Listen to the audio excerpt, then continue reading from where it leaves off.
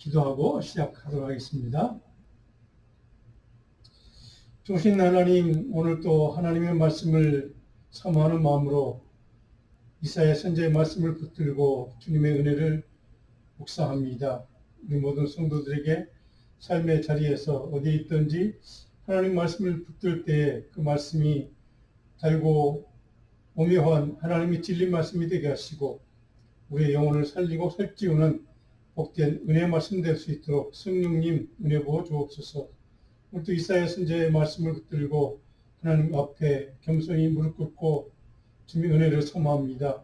우리 성도들의 마음속에 이사야 선지자를 통해서 하나님 우리에게 선포하시는 그 메시지가 오늘 이 시대에 우리의 삶의 자리에, 우리 신앙의 자리에 생명의 능력을 역사할 수 있도록 은혜 부어 주옵소서. 오늘도 하나님 말씀을 통해 역사하실 모든 은혜를 소망하고 예수 그리스도의 이름으로 기도합니다. 우리가 이사야 말씀을 계속 공부하고 있습니다. 오늘은 22번째 28장을 공부할 텐데 지난주 27장 말씀 공부하면서 드렸던 요절 말씀 시편 80편 7절 먼저 읽고 본문으로 들어갑니다. 만군의 하나님이여 우리를 회복하여 주시고 주의 얼굴의 광채를 비추사 우리가 구원을 얻게 하소서. 아멘. 자, 오늘 본문 28장의 전체 주제는 묵상노트 스키노에 제가 기록을 해놨는데 한번 읽어볼까요? 기초돌 예수 그리스도를 온전히 신뢰함으로 그 말씀 위에 견고한 믿음의 기초를 세우는 삶을 살라. 이런 주제로 말씀을 오늘 같이 상고해 보려고 합니다. 오늘 28장의 전체 주제는 크게 두 가지로 나눠볼 수 있습니다. 북이스라엘과 남유다 왕국, 하나님의 백성들이죠. 이 두 하나님의 백성들을 향한 심판과 구원의 메시지를 동시에 선포하고 있는 말씀입니다. 자, 그런데 심판의 메시지가 그것으로 끝인가? 아니나 그 심판의 메시지와 동시에 두 번째로 하나님은 그럼에도 불구하고 백성들을 위한 하나님의 새로운 구원의 은혜의 계획이 시작되는 것을 우리에게 동일하게 동시에 말씀하고 있는 것을 오늘 본문에 볼 수가 있습니다. 자, 교만한 지도자들에 대한 심판을 오늘 이스라엘 백성들의 지도자 가운데 교만한 지도자들에 대한 징계, 심판을 예언하는 말씀이 먼저 선포되고 있습니다. 근데 중요한 것은 그들이 그렇게 징계하고 하나님이 심판을 예고해도 그들은 결국 하나님의 교훈에 순종하기를 거부합니다. 그래서 하나님 결국 심판을, 징계를 내리기로 결정을 하시죠. 자, 근데 그 심판을 어떻게 내린가 우리가 이미 몇 차례 살펴본 것처럼 하나님은 다른 이방나라, 주변의 강대국인 이방나라들을 통해서 그들을 도구로 사용해서 이스라엘 백성들을 징계하시는 것을 우리가 볼 수 있습니다. 그런데 그것으로 끝인가?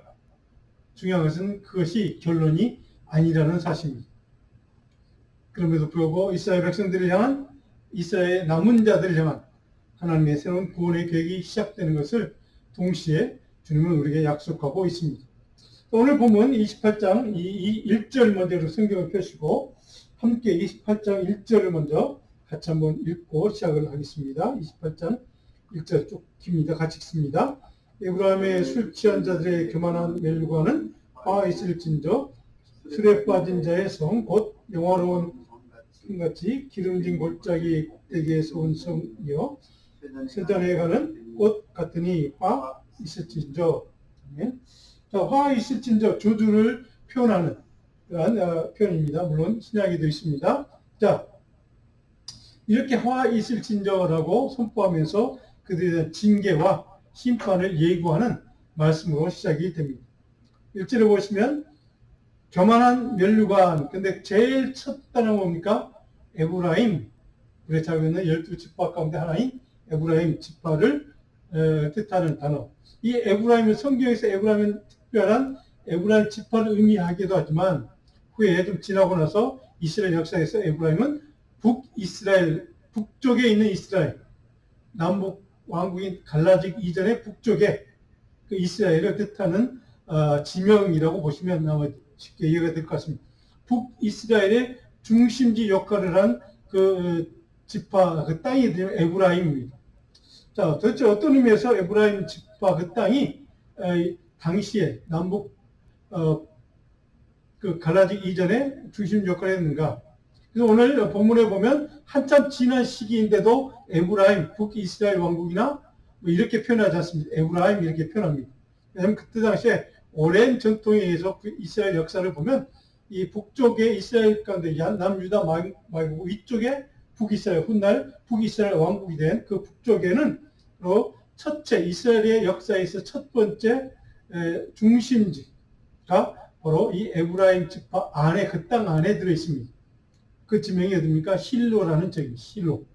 자, 제가 지도를 하나를 좀 보시면 여러분들이 몇 가지를 볼 텐데요. 자, 좀 힘이 잘 안 보이는데 여기 에브라임이 중간에 여기가 남유다 왕국입니다. 여기 시몬이 지파에 조금 들어있죠.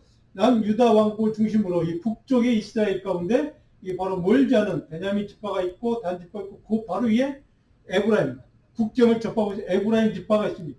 에브라임 지파의 도시 가운데 하나가 여기 실로라고 하는 여러분 성경에 있는 지도 보시면 다 있습니다. 구약 지도 보시면 실로라고 하는 지명이 있습니다. 실로가 당시에 남북으로 갈라지기 이전에 이스라엘 역사 최초의 가나안 땅 정착 이후에 최초의 어떻게 보면 뭐 그들이 수도로 삼았던 그런 지명이기도 하고요.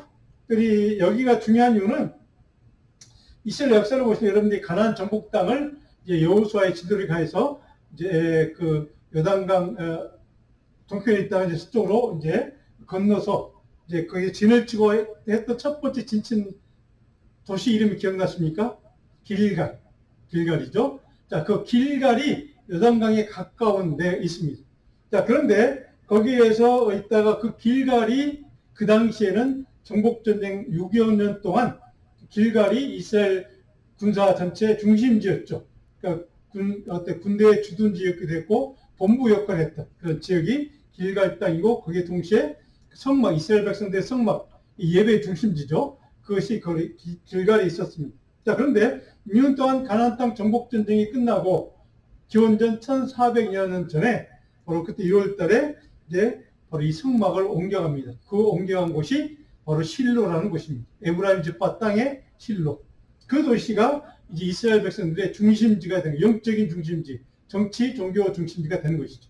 그래서 실로 땅이 굉장히 중요한 역할을 했던 곳이 그 이후에 한 300여 년 동안 중심지 역할을 하다가 그 후에 사사시대를 지나고 나서 이제 예루살렘으로 다윗이 성전 이제 옮겨가면서 도시를 이제 중심지 수도로 옮겨가면서 예루살렘 그래서 성전을 짓고 이제 우리 잘 아는 언약궤를 옮겨가면서 이제 중심지가 예루살렘으로 바뀌게 됩니다. 그 전까지 사사 시대와 이제 망원 동일한 동기간의 시대인데 그때까지 이스라엘 백성들에게 영적인 종교적인 중심지가 어디냐면 실로라고 하는 곳입니다.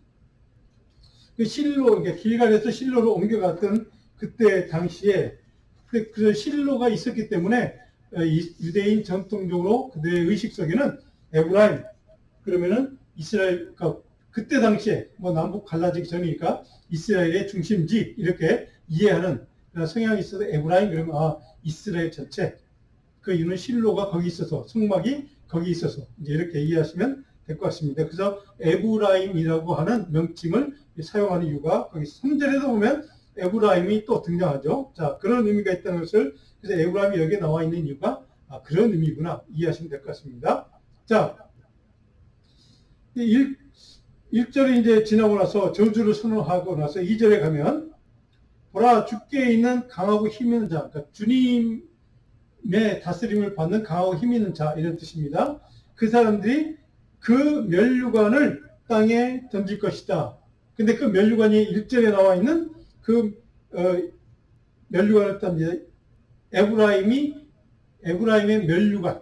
그러니까 그들이 영광스러운 시대, 잘 나가던 시대, 그때를 얘기합니다. 그래서 그들이 교만해졌고, 근데 그것을 하나님이 꺾으시고 치신다는 것이죠. 그래서 그것 때문에 2절에 보면 손으로 그 면류관을 땅에 던져버릴 것이다. 왜? 그들의 교만 때문에. 이스라엘 백성들의 정치 지도자, 영적인 리더들의 교만 때문에 그렇게 한다 하는 것을 여기에서 정확하게 멸망의 원인을 선포하고 있습니다. 3절에 가면서 에브라임의 술 취한 자들, 그 구체적으로 그들이 멸망을 당할 수밖에 없는 교만의 내용들이 무엇인가를 3절은 술 취한 자들, 지도자들이 술 취했다, 방탕했다는 뜻입니다. 그리고 교만한 멸관이 발에 밟힐 것. 그것 때문에 교만해진 그들을 발에 밟아버릴 것이다. 라고 하나님의 징계와 심판을 선언하고 있습니다. 5절로 가면 그 날에 하나님의 심판의 날입니다. 만군의 여호와께서 자기 백성의 남은 자에게, 여기서 자, 남은 자라는 단어가 또 나옵니다. 하나님이 남은 자, 이스라엘 백성들 가운데 남은 자, 정확하게 남은 자를 강조하고 있습니다. 이스라엘 백성 전체를 얘기하는 것이 아니라 그 중에 남은 자, 믿음의 뿌리들, 남은 자들. 자, 그들에게 영화로운 멸관이 되어주신다. 누가요? 하나님이. 믿음을 끝까지 지키는 남은 자들에게는 하나님이 그들에게 영광스러운 멸관이, 진짜 멸관이 되어주실 것이라고 하는 언약을 지금 선포하는 이야기입니다. 그리고 6절에 보면 마지막에 그들을 위해서 하나님이 힘이 되어주신다라는 약속도 있습니다. 자, 여기까지 우리 이 단락에 보시면, 첫 번째 단락에 우리가 좀 1절과 6절까지 단락을 보시면 중요한 내용들 제가 여러분 묵상 노트도 있고 스크린에도 있습니다. 첫 번째로 에브라임의 술 취한 지도자들에 대한 하나님의 심판을 선언하고 있는 것이 정확하게 1절에 기록되어 있습니다. 자, 에브라임 북이스라엘입니다. 북이스라엘, 그러니까 북쪽 이스라엘까지 뭐 남북 갈라지기 전의 상황을 지금 반영하고 있는 거니까. 자, 그 상황을 시들어가는 꽃이라고 정확히 표현하고 있으니까 그들이 영광이 시들어간다 하는 것입니다. 두 번째는 심판의 도구는 무엇인가? 아까 말씀드린 것처럼 이방 나라. 그러니까 본문에는 이방 언어를 쓰는 사람들 이렇게 표현되어 있습니다. 자, 아수르를 구체적으로 아수르를 얘기합니다. 그들이 이스라엘을 폭풍처럼 질밟아 버릴 것이다. 우박과 폭풍처럼 이렇게 표현되어 있습니다. 세 번째로 남은 자의 소망은 도대체 그럼 무엇인가? 하나님이 약속하신 언약하신 남은 자들에 약속하신 하나님의 언약. 자, 우리 다음 스크린을 보시면 세 번째 제가 몇 가지 중요한 내용을 정리하고 있습니다. 그 다음 잠깐 넘기시면. 자, 볼까요? 우리 하나님은 심판 중에도 남은 자에게 영원한 멸관이 되어주신다는 언약을 정확하게 선포하고 있습니다. 둘째로 인간의 교만은 무너지지만 하나님과 남은 자들은 영광이 되어주신다 하는 언약이 정확하게 선포되어 있음을 우리는 여기에서 하나님의 약속, 언약인 것을 볼 수가 있습니다. 그러니까 인간의 영광은 잠시뿐, 결국 그것은 무너질 수밖에 없다는 것이고 하나님만이 영원한 영광이 되어주신다는 사실을 이사야 선지자를 통해서 하나님은 정확하게 우리에게 선포하고 있습니다. 자, 그렇다면 두 번째 단락 7절부터 13절까지는 유다 지도자들의 문제가 무엇인가를 정확하게 선포하십니다. 키워드는 영적인 무지입니다. 그들의 영적인 무감각. 자, 7절을 보시면 그리하여도 제사장과 하나님이 경고하고 또 경고했지만 그렇게 했음에도 불구하고 제사장과 선자, 누굽니까? 종교 지도자, 영적인 리더들을 뜻합니다. 포도주에 빠졌다. 그러니까 방탕했다는 뜻입니다. 독주로 말미암아 비틀거리고 그러니까 제정신을 못 차렸다는 뜻입니다. 분별력이 사라진 상황, 영적인 무지의 상태를 정확하게 표현하고 있습니다. 한상을 잘못 푼다. 무지하니까 한상을 제대로 풀 수가 없겠죠. 그러니까 하나님이 경고하고 환상을 통해서 가르쳐 주었음에도 불구하고 그것을 정확히 깨닫지 못하고 풀이하지 못하는 이스라엘 영적인 리더들의 무지함, 그들의 어떤 종교적인 무분별력 때문에 너희가 이렇게 됐다라고 하는 것을 정확하게 지적해 주는 말씀이기도 합니다. 8절을 보니까 딱 한마디로 깨끗한 곳이 없다. 사회가 통체적인 좀 낭만, 통체적인 혼란 상태, 혼돈 상태, 사회 전반적인 그러한 무너진 상태를 정확하게 표현하고 있습니다. 정치든 뭐 그게 종교든 뭐 경제도 마찬가지고 모든 것이 다 깨끗한 곳이 없다라고 표현할 정도로 총체적인 종교적인 정치적 리더들이 의한 부패가 일반 백성들에게까지 이어져서 나라 전체가 지금 깨끗한 곳이 없다라고 정확하게 표현해주고 있습니다. 자, 총체적인 타락, 이것이 이스라엘 백성들의 상황인 것을 우리는 보게 됩니다. 바로 이것이 하나님의 징계와 심판을 초래하는, 자초하는 근본적인 그들의 문제였다는 것을 우리에게 정확히 표현해 주고 있습니다. 자, 10절을 보시면 대적 경계를, 자, 이게 재밌는 표현이 있습니다. 대적 경계에 경계를 더하며, 경계에 경계를 더하며, 교훈에 교훈을 더하며, 교훈에 교훈을 더하며. 자, 반복되어 있죠? 여기서도 조금, 이게 하이라이트입니다. 여기서 조금, 저기서도 조금 하는구나. 자, 이게 무슨 뜻입니까? 조롱하는 표현입니다. 너희들이, 종교의 지도자들이, 말씀을 가르치는 자들이 경계에 경계를 더하고, 경계에 또 경계를 더하고, 교훈에 교훈을 더하고, 교훈에 교훈을 더 하는 것 같지만, 여기서 조금, 저기서 조금, 말씀을 자기에게 유리한 대로, 자기의 탐욕을 채우는 유리한 말씀만 여기저기서 짜깁기 해서 조금씩 조금씩 편집해서 사용하고 있는 영적인 리더들의 문제에 대한, 말씀을 왜곡하고 남용하는 문제에 대한 정확한 지적입니다. 오늘 이 말씀은, 오늘 이 10절은 조금 있다가 이 12절에 다시 한번 내려가면 다시 한번 반복되고 있습니다. 13절에 가면 다시 반복이 그대로 반복됩니다. 자, 무슨 얘기입니까? 오늘 이 시대를 향한 우리 영적인 리더들, 교회 지도자들을 향한 하나님의 책망의 말씀이기도 합니다. 하나님 말씀 있는 그대로를 해석하지 못하고, 그것을 설명하지 못하고, 그것을 교훈하지 못하고, 말씀 있는 그대로를 전달하지 못하는 영적인 리더들의 자기에게 유리한 대로, 편리한 대로 짜깁기해서 오용하고 남용하는 그러한 잘못된 영적인 리더들의 문제를, 선자들의 문제를 정확하게 지적해주는 말씀이기도 합니다. 오늘 이런 일들이 참 많이 있는 것을 우리는 보게 됩니다. 바로 이때도 동일한 문제가 있었던 것입니다. 그 모든 원인이 어디 있습니까? 교만 때문이라고 정확하게 1절에 먼저 우리에게 알려주고 있습니다. 교만의 멸류관. 오늘 우리 교회가, 우리 한국교회도 마찬가지입니다. 물론 미국교회도 마찬가지지만, 교회가 정말로 발전하고 부흥하고 해서 교회가 막 최대 권력과 힘을 가지고, 교인 수를 가지고 그렇게 호화롭게 영광스러운 때, 그때 너무 교만해진 교회 리더들, 크리스찬들, 자, 이런 문제들 때문에 바로 그런 타락들이 시작이 됐고, 하나님의 말씀을 오용하고 남용하는 문제들이 시작이 됐다는 겁니다. 이것이 오늘 이사야가 우리에게 정확히 지적해주는 이 시대의 문제이기도 하다는 사실입니다.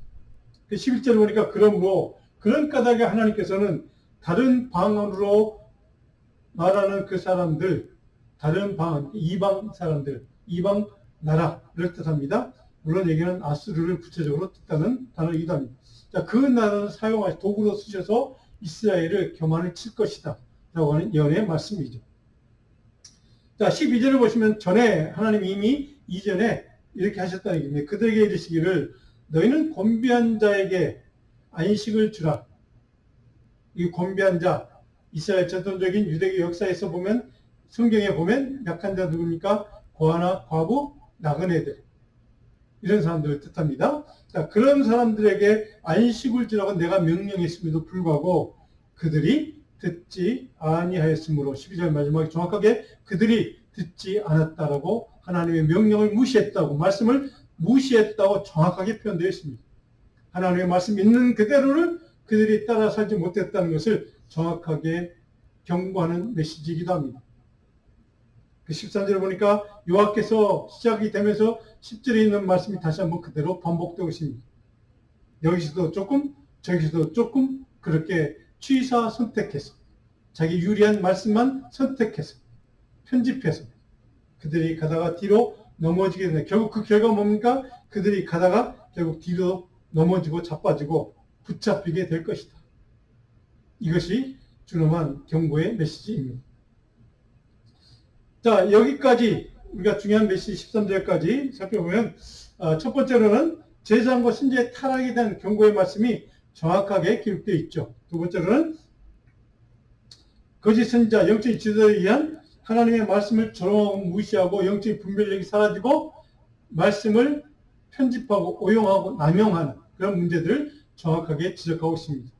영적인 분별력을 상실하는 지도자들의 문제가 무엇인가를 정확하게 지적하는 말씀이기도 합니다. 자, 세 번째로는 이방나라, 결국 아수르를 도구로 사용할 사람이 그들을 심판하겠다는 예고와 근거를 선포하고 있습니다. 하나님의 말씀을 거부하는 자는 결국 말씀으로 심판받는다는 영적인 귀중한 교훈을 우리에게 가르쳐주는 말씀이기도 합니다. 말씀을 거부하고 오용하고 남용한 자들은 결국 말씀으로 심판을 받는다 하는 것이죠. 영적인 무장과 무분별함이 얼마나 위험한가를 정확하게 경고하는 말씀이기도 합니다. 동시에 말씀에 대한 순종의 믿음과 태도가 얼마나 중요한가를, 말씀을 있는 그대로 순종하는 태도, 그 말씀대로 따라 사는 태도가 얼마나 중요한가를 우리에게 역설적으로 말씀해주는 귀한 교훈이기도 합니다. 자, 세 번째로 14절 22절 단락까지는 이제 어떤 내용인가? 위장된 거짓 안전, 거짓 평안, 거짓된 안전장치를 믿고 살아가는 어리석은 자들에 대한 심판과 경고의 메시지가 담겨 있습니다. 거짓된 위장을 만든다는 것이죠. 위장된 안전장치. 자, 14절에 보면 이렇게 기록되어 있습니다. 이러므로 예루살렘에서 이 백성을 다스리는 너희 오만한 자, 지도자들이 된 경고의 메시지입니다. 너희 오만한 자, 교만한 자요, 여호와의 말씀을 들으라. 그들에게 정확하게 하나님의 말씀을 왜 안 듣느냐라는 책망이기도 합니다. 이제는 여호와의 말씀을 들어라. 15절에 어떤 내용입니까? 너희가 말하기를 우리는 사망과 언약하였고 수월 사망한테 같은 단어죠. 영원한 멸망의 세계, 죽음의 세계를 뜻한다는 그것과 언약을 우리는 맺어서 우리는 안전에 거짓된 위장된 평안, 위장된 안전장치를 지금 얘기하는 말씀입니다. 넘치는 재앙이 밀려올지라도 그 거짓된 위장된 가짜 안전장치를 믿고 의지하는 사람들은 넘치는 재앙이 밀려와도 우리에게 미치지 못하리라고 하는 착각, 우리는 저 거짓된 안전장치가 우리를 지켜줄 거야 라고 하는 잘못된 믿음, 잘못된 확신, 거짓을 우리의 피난처 삼았고 허위 아래 우리를 숨겼다라고 신랄하게 좀 비판하는 얘기입니다. 위장된, 거짓된, 가짜 안전장치에 속아서 그것을 믿고 의지하는 너희들, 폭풍과 몰아쳐도 재앙이 밀려와도 깨닫지 못하고 분별하지 못하고 그 안전장치만 믿고 의지하는 어리석은 자들에 대한 꾸짖음. 도대체 어떤 것이 그들이 지금 믿고 있는 거짓된 안전장치인가? 거기는 우상숭배가 포함되어 있습니다. 우상숭배를 선택한 백성들의 처참한 영적인 현실을 정확하게 지적하고 있는 말씀이기도 합니다. 하나님을 배반하고 우상을 섬기며 우상의 모든 것을 맡기고 의지하면서 우상이 우리를 지킬 것이라고, 안전하게 지켜줄 것이라고, 안전한 장치가 되어줄 것이라고, 보호장치가 될 것이라고 확신하는 그들의 어리석은 문제. 하나님을 믿는 척 가장하지만 하나님의 말씀을 자기의 편리한 대로, 자기의 유리한 대로, 자기의 탐욕을 채우는 일에 좋은 말씀만 여기저기 싹 있게 하다가 말씀을 듣는 척 하지만 결국 너희들 우상을 더 의지하고 우상을 더 섬기는 너희의 어리석은 자들. 지금 너희를 멸망하는 세력이 코앞에까지 닥쳐왔음에도 그것을 분별하지 못하고 깨닫지 못하는 어리석은 자들. 바로 이 시대에 우리 모두를 향한 메시지이기도 합니다. 오늘 이 8장에서 가장 중요한 구절 가운데 하나를 고르라면 16절입니다. 여러분 성경을 좀 다 펴시고 16절 말씀을 좀 같이 한번 다 읽어보겠습니다. 그러므로 주 여호와께서 이같이 이르시되 보라 내가 한 돌을 시온에 두어 기초를 삼았노니 곧 시험한 돌이요 귀하고 견고한 기초돌이라 그것을 믿는 이는 다급하게 되지 아니하려다. 무슨 말씀입니까? 정확한 메시아 언약, 메시아에 대한 언약, 메시아가 어떤 분인가를 정확하게 선포하는 약속인 동시에 바로 메시아에 대한 설명의 말씀이기도 합니다. 내가 한 돌을 시온에 두어, 시온산 예루살렘을 뜻합니다. 시온에 두어 기초를 삼았다. 기초돌. 신약에서는 모퉁이돌 이렇게 표현되어 있죠. 자, 그런데 그 돌을 16절 중간쯤 보시면 시험한 돌, 여기 시험한 돌의 말은 테스트가 끝난 돌, 검증이 끝난 돌이 하나님이 보내시는 주춧돌, 메시아라는 뜻입니다. 귀하고 견고한 기초돌이다 라고 표현되어 있습니다. 그리고 그것을 믿는 하나님의 사람은 어떻게 된다고? 다급하게 되지 아니할 것이다. 여기 다급하게 된다는 말은 또 우리가 의역해서 좀 번역을 해보면 이런 뜻입니다. 기만하거나 사악한 목적이나 탐욕을 위해서 성급하게 무엇인가를 추진하는 것이 아니라 하나님에 대한 말씀에 대한 순종과 기도를 위한 의로운 열정, 의로운 태도로 충만한 상태. 그러니까 하나님의 말씀을 순종하고 하나님의 헌신할 것을 결단한, 그래서 주님을 향해서 은혜를 구하는 기도하기로 결정했던 의로운 믿음의 결단. 바로 이것을 뜻하는 표현이기도 합니다. 그런 사람이 다급하게 되지 않는다. 그런 사람이 될 것이다. 어떤 사람이요? 바로 그 기초돌을 믿는 사람, 의지하는 사람. 메시아를 믿고 의지하는 사람은 그 어떤 순간에도 바로 순종의 믿음의 태도, 하나님을 의지하는 태도, 기도하는 태도, 영적인 하나님의 믿음의 사람의 태도로 충만한, 그 열정으로 충만한 상태가 되는 그런 상황을 지금 표현한 단어이기도 합니다. 그것을 믿는 이는. 그 주춧돌을 구원자로 메시아로 믿는 이는.